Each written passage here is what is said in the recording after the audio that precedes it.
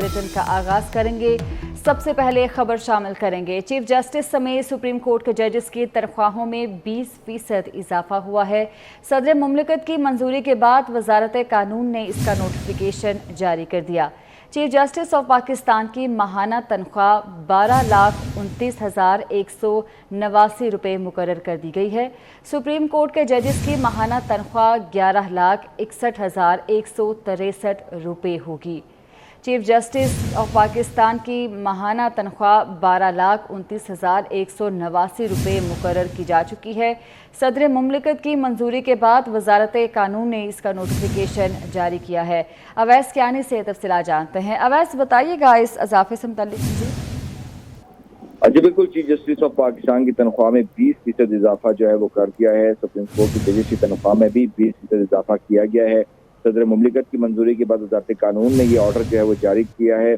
Chief justice supreme court की जो माहाना तनख्वाह है वो 12,29,189 रुपये जो है वो मुकर्रर हुई है और सुप्रीम कोर्ट के जो जजेस की जो माहाना तनख्वाह है वो 11,61,163 रुपये जो है मुकर्रर हुई है। सैलरी ऑफ जजेस ऑफ सुप्रीम कोर्ट ऑर्डर 2023 का इतलाक कर दिया गया है।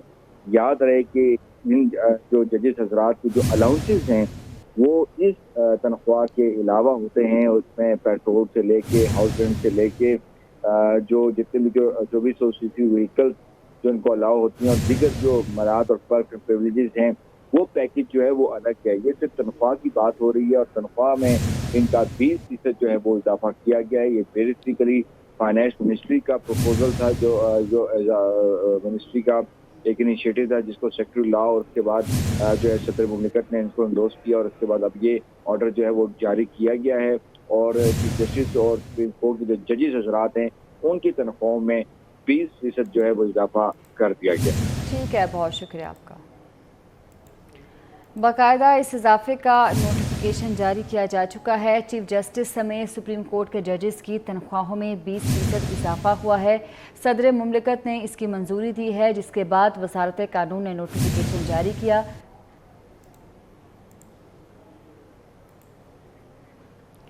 उधर IMF मुआहदे के मस्बत असरात सामने आने लगे हैं। इंटरबैंक में डॉलर की कीमत में बड़ी कमी हुई है। इंटरबैंक में डॉलर 10 रुपये 99 पैसे सस्ता हो गया है। इंटरबैंक में डॉलर 285 रुपये 99 पैसे से सस्ता होकर 275 रुपये का हो गया है।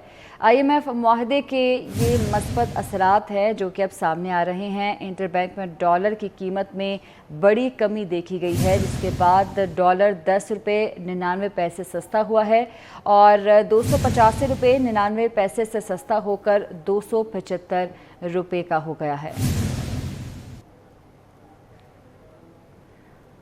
इंटरबैंक में डॉलर 10 रुपये 99 पैसे सस्ता हुआ है, जिसके बाद 275 रुपये का हो गया है। ये मस्बत असरात हैं जो कि सामने आ रहे हैं। IMF डील के बाद के ये असरात हैं। तफसीलात जानते हैं अशरफ खान से। जी अशरफ।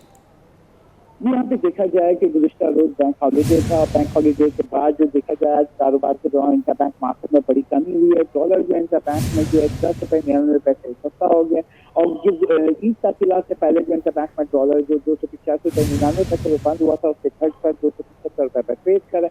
बुनियादी तौर पर देखा जाए कि IMF के साथ जो मुआहिदा हुआ है उसके 12 तारीख को बोर्ड का इजलास होगा। इजलास के बाद जो है बोर्ड ऑफ डायरेक्टर जो है मंजूरी देंगे तो तकरीबन 3 अरब डॉलर का मजबूत तौर पर देखा जाए कि फंडिंग पाकिस्तान को 9 माह से दी जाएगी। पहले मरहले में जो किस्त है 1 अरब 12 करोड़ डॉलर मिलेंगे, उसके बाद दीगर किस्तें मिलेंगी। साथ ही सऊदी अरब की जाने से 2 अरब डॉलर मिलेंगे, UAE से 1 अरब डॉलर मिलेंगे और इसके साथ ही जो गुज़िश्ता रोज फॉरेन खरीदर का जो डाटा आया था स्टेट बैंक की जानिब से जो रोल ओवर हुआ है 1 अरब डॉलर जो चाइना को वापस करने से वो रोल ओवर हो गया। 30 करोड़ डॉलर कमर्शियल लोन जो है पाकिस्तान को मिले और जिससे देखा जाए इसके बाद जो फॉरेन खरीदा हुआ है उसमें 30 करोड़ डॉलर का इजाफा हुआ है, जिसकी वजह से आज देखा जा रहा है कि इंटर बैंक में जो रुपये पर दबाव था वो कम हो रहा है। और साथ ही साथ इंटर बैंक के बाद ओपन मार्केट में भी बुनियादी वजह ये है कि इंटर बैंक में जैसे डॉलर सस्ता हुआ तो ओपन मार्केट में उसके असरात देखे जा रहे हैं। ओपन मार्केट में डॉलर जो गुज़िश्ता रोज 5 रुपये सस्ता हुआ था, 2 रोज में जो ओपन मार्केट में डॉलर 10 रुपये सस्ता हो चुका है, 290 रुपये से घटकर 280 रुपये पर ट्रेड कर रहा है। और यहाँ पे गुज़िश्ता रोज जो दावा किया गया था वज़ीर ख़जाना की जानिब से उन्होंने जो ट्रेड भी किया था कि ओपन मार्केट में डॉलर जो 272 270 रुपये का हो गया। अब कंसर्न ये देखना है कि जो फंडिंग जब आती है फंडिंग के क्या असरात होते हैं उससे आने से पहले अभी तो मजमूई तौर जो इजाफा हुआ है $30 करोड़ का हुआ है, लेकिन IMF, सऊदी अरब की जानिब से और UAE की जानिब से मजमूई तौर पर जो रकम आनी है वो उसमें अभी 12 तारीख को बोर्ड ऑफ डायरेक्टर का IMF का इजलास होगा जिसमें मंजूरी दी जाएगी। उसके बाद पहला फंड मिलेगा। पहली केस जो 1 अरब 11 से 12 करोड़ डॉलर मिलेगी। उसके बाद सऊदी अरब की जानिब से $2 अरब आने हैं और $1 अरब UAE से आना है। और यहाँ पे जो माशी माहिरीन का कहना है कि इंटर बैंक में जो डॉलर एक दिन में आज जो तकरीबन $11 सस्ता हुआ है, तो पाकिस्तान के जो बैरूनी कर्जे हैं $125 अरब हैं और पाकिस्तानी रुपये में बैरूनी कर्जों का जो बोझ है 1250 अरब रुपये नुमाया कमी हो गई है। जैसे कि बजट में हमने भी बताया था कि 7,300 अरब रुपए जो सूद की मद में पाकिस्तान ने जो अदायगी करनी है, और यहाँ पे जो डॉलर अगर सस्ता होता है तो उसकी जो बुनियादी वजह यह है कि यहाँ पे देखा जाए जो बोझ है वो कम हो जाएगा, यानी 1250 अरब रुपए जो पाकिस्तानी रुपये में बैरूनी कर्जों का बोझ कम होगा तो हमें सूद की अदायगी मद में भी कम अदायगी करनी पड़ेगी। ये कंसर्न्स हैं। साथ ही देखा जाए दरामदी अदायगी है, उसके लिए जब डॉलर सस्ता होगा, माल जब अब क्लियर होंगे, उससे जो महंगाई की रफ्तार में जो कमी होगी, जैसे कि गुज़िश्ता रोज़ CPI का इंडेक्स आया था उसमें भी कमी हुई है। आगे चल के अगर डॉलर की रफ्तार इसी तरीके से कमी होती रहती है तो आपकी जो दरामदी बिल है उसकी जो बोझ है वो भी कम होगा, साथ में महंगाई की रफ्तार है वो भी कम होगी। जो महंगाई की रफ्तार बढ़ रही थी उसकी वजह से शरह सूद भी जो है बढ़ा के 22% कर दिया गया था। अब मार्केट में ये देखा जा रहा है कि शरह सूद और दीगर जो मुश्किलात हैं उसको कैसे हल किया जाए। ठीक है, बहुत शुक्रिया आपका अशरफ खान। कमिश्नर कराची दूध की कीमतें कम कराने में नाकाम हुए हैं। कमिश्नर कराची ने दूध की सरकारी कीमत 180 रुपये फ़ी लीटर मुकर्रर की है, जबकि दुकानदार 230 रुपये फ़ी लीटर में फ़रोख्त कर रहे हैं। दुकानदार कहते हैं कि बाड़े से दूध महंगा आ रहा है तो कम कीमतों में कैसे फ़रोख्त करें। राबेल अशरफ से तफसीलात जानते हैं। जी राबेल। खुर्दनोश की कीमतों की तरह जो है दूध की कीमतें भी आसमान से बातें कर रही हैं और आवाम के लिए जो है दूध खरीदना भी मुश्किल हो गया। कमिश्नर कराची ने जो है इसके रेट्स 180 रुपये फ़ी लीटर रखे, लेकिन उसके बावजूद जो दूध है वो 230 रुपये फ़ी लीटर में फ़रोख्त किया जा रहा है। हमारे साथ डेयरी फार्मर बेकरी के माइक मौजूद हैं, इनसे जानते हैं। भाई मुझे बताएं कि दूध आप लोग के पास किस कीमत पर फ़रोख्त किया जा रहा है और कमिश्नर कराची के जो रेट्स हैं उनको क्यों नहीं फॉलो किया जा रहा? बात यह है कि आए दिन हर चीज़ के रेट्स बढ़ रहे हैं, लेकिन इतने भी नहीं बढ़ रहे कि अंधेधुंध सब चीज़ पे पैसे बढ़ाते चले जाएं। दूध का रेट 180 रुपये कमिश्नर साहब ने मुकर्रर किया था आज से 1 साल पहले। बाकी अशिया की कीमतें जो 1 साल पहले थी वो आज वही हैं, तो फिर तो दूध का रेट 180 ही होना चाहिए। उसके अलावा जो रेट बढ़ाने की वजूहत है, चारा महंगा हो रहा है या भैंसें महंगी हो रही हैं, वो सब सही है, लेकिन एक मैकेनिज़्म होता है कमिश्नर साहब अपनी इनकी तंजीमों को बुला के एक रेट निकाल दें, उस रेट पे दूध बिके। अब मोनोपोली ये चल रही है कि वहाँ से वो रेट बढ़ा देते हैं और कमिश्नर साहब कुछ बोलते हैं, दुकानदार फंस जाता है। जैसे दुकानदार कोई नशावर चीज़ बेच रहा है, दूध नहीं बेच रहा। अब दूध बेचने का जो हमारे को जो रेट मिल रहा है पीछे से, हमारा वही मिनिमम मुनाफा है 1 किलो के ऊपर 8 रुपये 9 रुपये, उससे नहीं बढ़ रहा। लेकिन जो बड़े वाले हैं वो अंधाधुंध बढ़ाई जा रहे हैं, उनसे पूछने वाला कोई भी नहीं है। हाँ जी बिल्कुल, जैसे कि आपने सुना हमारे साथ बेकरी मालिक मौजूद थे, उनका यही कहना है कि बाड़े वालों की तरफ से जो है दूध की कीमतों में इजाफा आ रहा है, जिसकी वजह से हम भी जो है कीमतों को कम नहीं कर सकते, क्योंकि अगर हमें चीज़ महंगी आ रही है तो उसको बाकायदा हम लोग जो है सस्ती नहीं फ़रोख्त कर सकते। उनका यही कहना है कि कमिश्नर कराची को ये चाहिए कि उनके खिलाफ कार्रवाई की जाए, ताकि अगर वहाँ से कीमतें जो है कम आएंगी, हमें कम कीमत में मिलेगा, तो यहाँ पर जो है कीमत को कम से कम कीमत। बहुत शुक्रिया आपका। महंगाई के सताए अवाम को बिजली का झटका। बिजली की तकसीम कार कंपनी के माली साल 2023 की तीसरी समाही एडजस्टमेंट की मंजूरी दी गई है।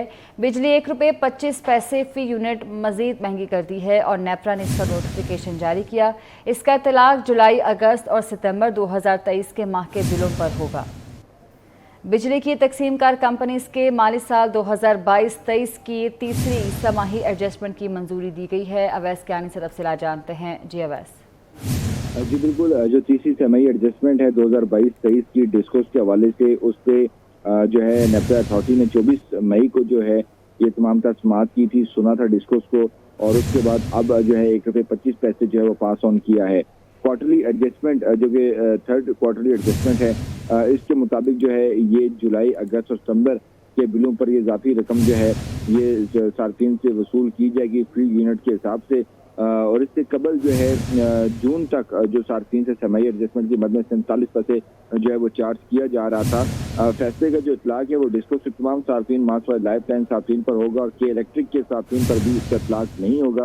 लेकिन अब जो सार्फिन को, बिजली सार्फिन को ये महंगी बिजली के बिल जो है वो अदा करने पड़ेंगे। क्वार्टरली एडजस्टमेंट जो कि पहले 47 पैसे था, अब वो 1 रुपये 25 पैसे लगकर जो है वो बिलों में आएगा और आपको और हम सबको ये कीमत अदा करना पड़ेगी। ठीक है, बहुत शुक्रिया आपका। वज़ीर-ए-आज़म शहबाज शरीफ ने कोहपेमा के बेटे वासिफ की अपील का नोटिस लिया है। कोहपेमा आसिफ भट्टी के 7,500 मीटर की बुलंदी पर फंस जाने की इत्तलात हैं। वज़ीर-ए-आज़म ने गिलगित बल्तिस्तान और आर्मी हुकाम को नांगा पर्वत में फंसे कोहपेमा आसिफ भट्टी की बाजियाबी के लिए रेस्क्यू ऑपरेशन की हिदायत की है।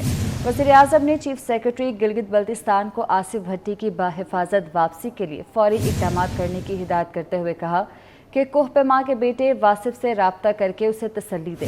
कोहपेमा के बेटे वासिफ ने सोशल मीडिया के जरिए वज़ीर-ए-आज़म शहबाज शरीफ से अपने वालिद की मदद की अपील की। वज़ीर आला गिलगित बल्तिस्तान खालिद खुर्शीद के खिलाफ तहरीक अदम एतमाद जमा कराई गई है। वज़ीर आला का GB का असम्बली तहलील करने के मुमकिन प्लान नाकाम बनाने के लिए अपोजिशन अरकान ने तहरीक अदम एतमाद जमा करवाई है। मेहताबुर रहमान से तफसीलात जानते हैं। जी मेहताब। बिल्कुल, चेयरमैन पाकिस्तान तहरीक इंसाफ के साथ सबसे ज्यादा मुतहरिक रहने वाले गिलगित बल्तिस्तान के वज़ीर आला खालिद खुर्शीद खान के खिलाफ पाकिस्तान मुस्लिम लीग नून के रुकन असम्बली गुलाम मोहम्मद ने तहरीक अदम एतमाद असम्बली सेक्रेटेरिएट में जमा करा दी है। और दूसरी तरफ वज़ीर आला खालिद खुर्शीद खान को जाली डिग्री केस में चीफ कोर्ट गिलगित बल्तिस्तान में उनकी केस इस वक्त देर समाअत भी है। तो दूसरी तरफ वज़ीर आला ने ये मशावरत भी शुरू कर दी थी कि गिलगित बल्तिस्तान असम्बली को कबल अज़ वक्त तहलील किया जाए।